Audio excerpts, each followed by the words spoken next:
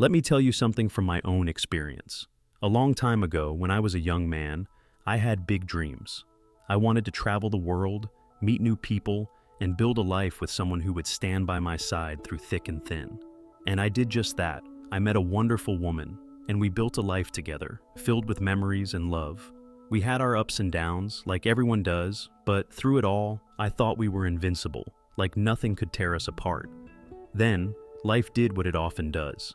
It gave me a lesson I never expected.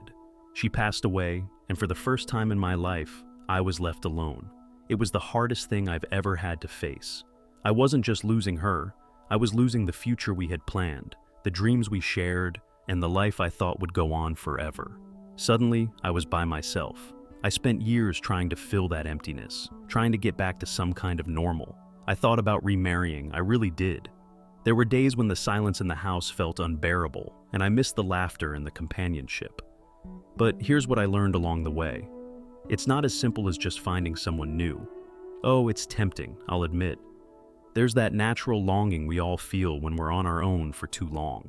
We want someone to share our days with, someone to laugh with, to hold our hand when we're feeling low. But there's something deeper you need to understand before you rush into another marriage when you're older. Love at our age isn't about just filling the space. It's about finding someone who truly fits your life, someone who understands what you've been through and where you're headed. And believe me, that's a lot more complicated than it sounds. You know, the desire for companionship is something that's as old as time itself. I've been there, just like you. There's a certain kind of quiet loneliness that creeps in when you've spent many years on your own. I remember the first time I truly felt it. Waking up in the morning to an empty house, having breakfast by myself, and then going about my day without a familiar voice to share it with. Those moments can feel long, like a weight you can't quite shake off. You start thinking, maybe it's time to open my heart again. And I get it. We've all had that longing for someone to come home to, someone to talk to at the end of the day, someone to share those small, everyday joys with. But here's the thing, you can't rush this. When you get to a certain age, what you're looking for in a partner changes. It's not just about filling the space next to you in bed or having someone to share your meals with. It's about something deeper, a real connection, a sense of peace and, honestly, understanding.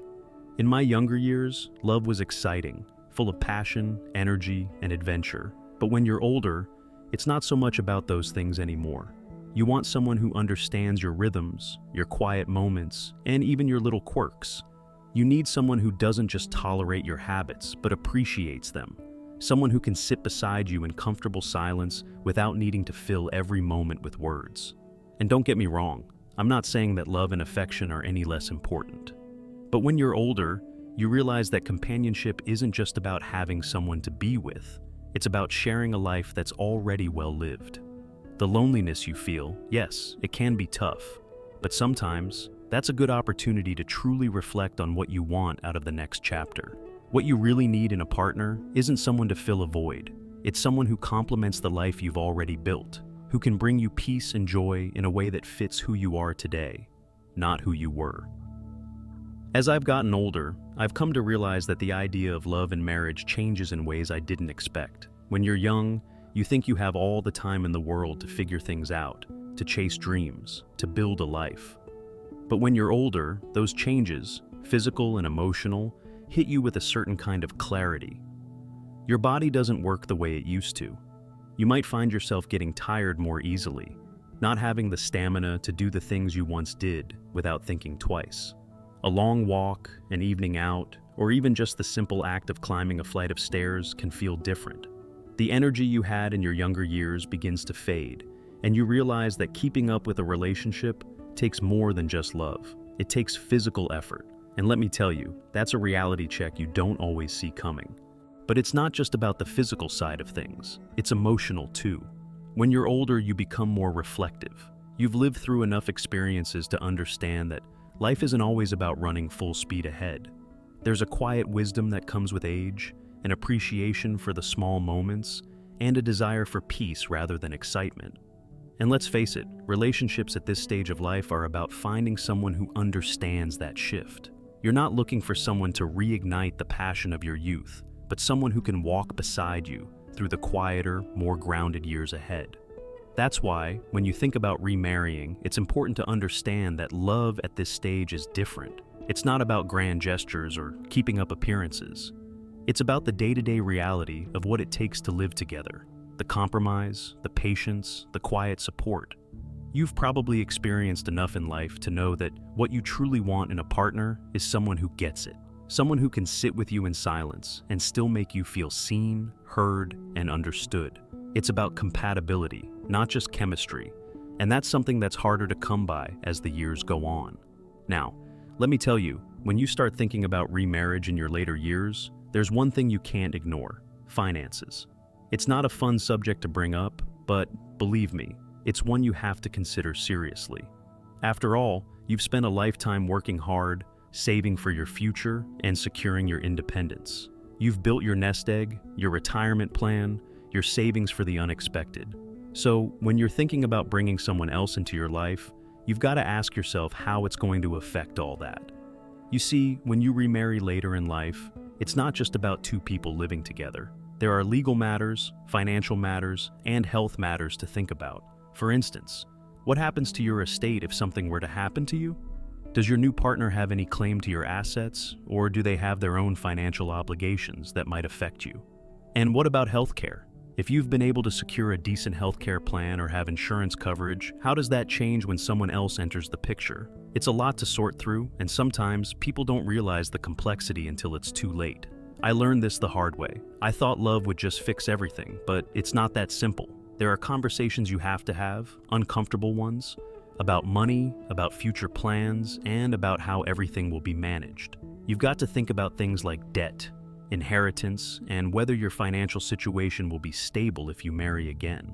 It's easy to get caught up in the excitement of companionship, but when you're older, your financial security is something you've worked hard for and don't want to jeopardize.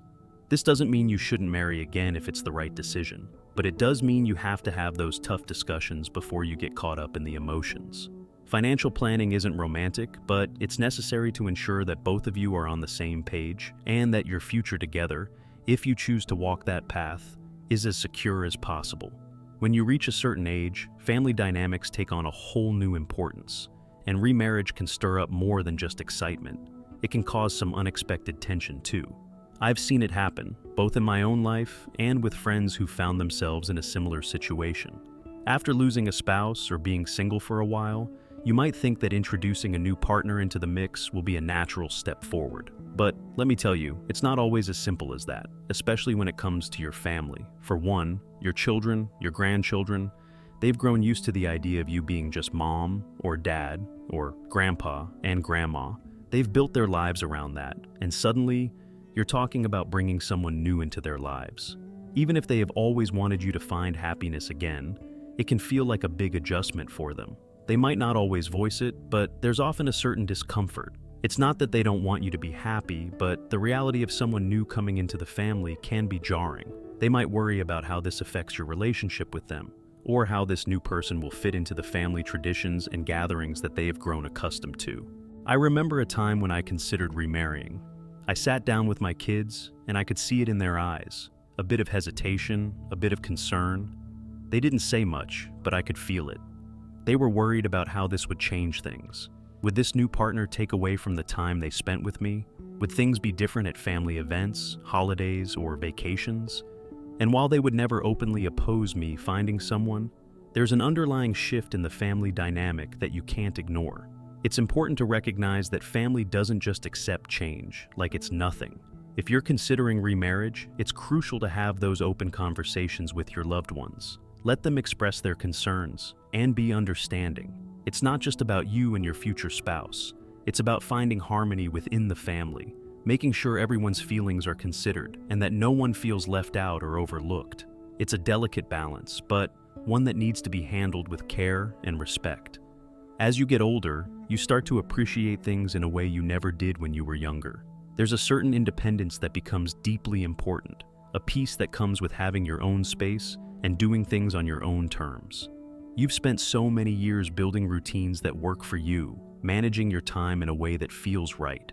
Your daily rhythm becomes familiar, comforting even, And when you're considering remarriage at this stage of life, you have to think long and hard about whether you're truly ready to give up that space, that quiet independence that's become so precious.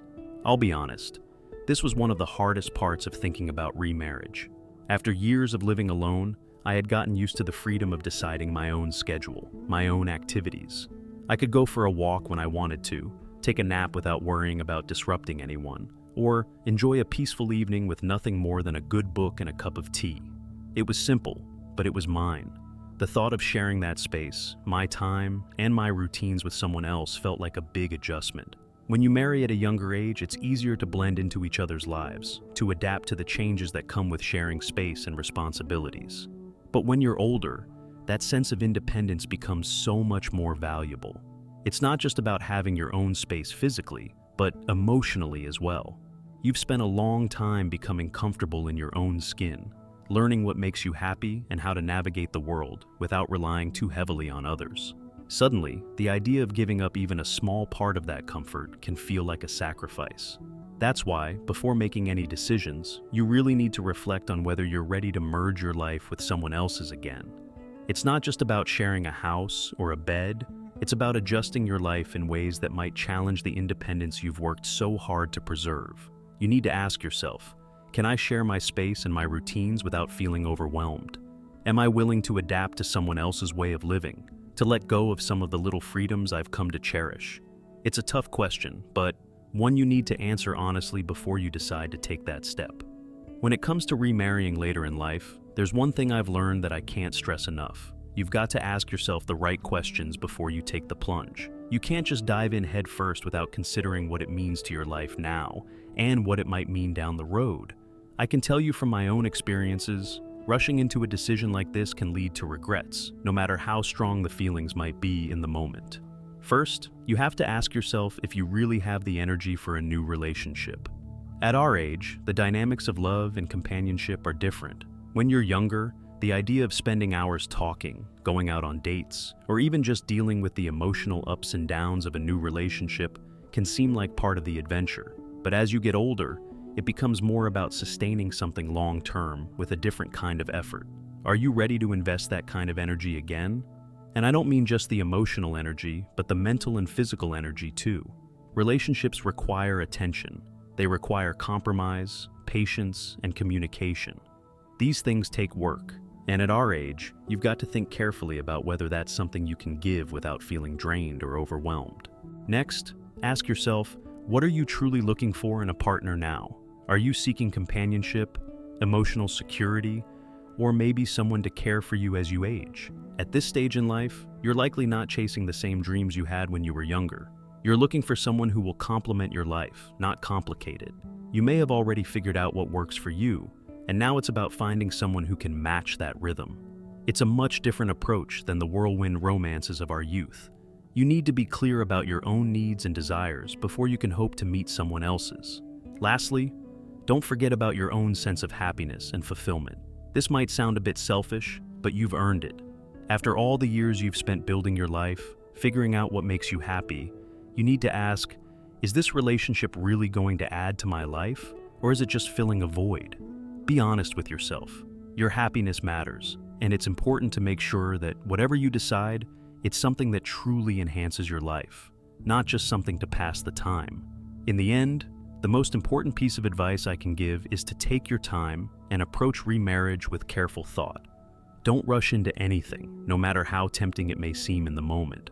Life has taught me that the best decisions are the ones made with a clear head and a thoughtful heart. It's easy to get swept up in the emotions, especially when loneliness or the desire for companionship starts to weigh heavily on you. But if you've spent a lifetime building your independence, making your own decisions, and finding your own peace, don't let that be thrown away on a whim. One thing that comes with age is the wisdom to see the value of patience. I've learned to slow down, reflect, and really think things through. It's okay to be alone for a while, to focus on yourself and find fulfillment in your own life before inviting someone else into it. The right person, the one who truly complements your life, will come when it's meant to. You don't need to rush that process.